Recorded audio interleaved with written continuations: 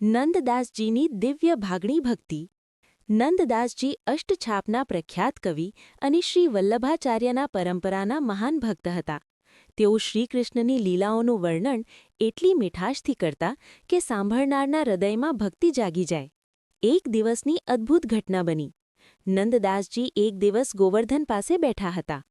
આસપાસ શાંતિ હતી અને તેઓ શ્રીકૃષ્ણની બાળલીલા વિશે પદ લખી રહ્યા હતા. પણ એ દિવસ કંઈક અલગ હતો. તેમને શબ્દો જ મળતા નહોતા. સામાન્ય રીતે તો તેમની કલમમાંથી ભક્તિનો પ્રવાહ વહેતો, પણ આજે મન ખાલી લાગતું હતું. નંદદાસજી ચિંતામાં પડી ગયા. આજે મારા પ્રભુની કૃપા કેમ નથી? શું મારી ભક્તિમાં કોઈ ખામી આવી ગઈ? તેમના હૃદયમાં વ્યાકુળતા વધવા લાગી. તેઓએ નક્કી કર્યું, જ્યાં સુધી પ્રભુ દર્શન નહીં આપે ત્યાં સુધી હું અહીંથી ઉઠીશ નહીં.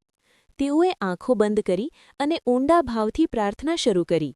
સમય પસાર થતો ગયો. સૂર્ય અસ્ત થવા લાગ્યો. અંધારું છવાયું. લોકો પોતાના ઘરે પાછા ગયા, પણ નંદદાસજી ત્યાં જ બેઠા રહ્યા. એકાગ્ર ચિત્તે, માત્ર પ્રભુના સ્મરણમાં.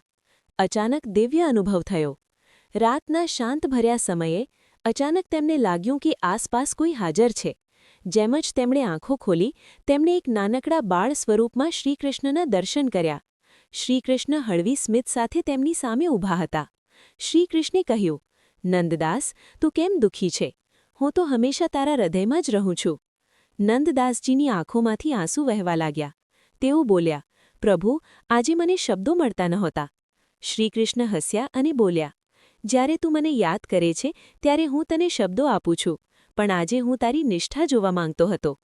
આ શબ્દો સાંભળીને નંદદાસજીનું હૃદય આનંદથી ભરાઈ ગયું. તેઓ તરત જ લખવા લાગ્યા, અને એ દિવસે તેમના જે પદ લખ્યું તે એટલું ભાવસભર હતું કે તે આજે પણ ભક્તોના હૃદયને સ્પર્શે છે. આ વાત પરથી સાર મળે છે કે ભગવાન ક્યારેક ભક્તની પરીક્ષા લે છે. નિષ્ઠા રાખશો તો પ્રભુ જરૂર કૃપા કરે છે. સાચી ભક્તિમાં ધીરજ અને શ્રદ્ધા ખૂબ જ જરૂરી છે. પ્રભુ હંમેશા ભક્તના હૃદયમાં વસે છે. સર્વ વૈષ્ણવને જય શ્રી કૃષ્ણ.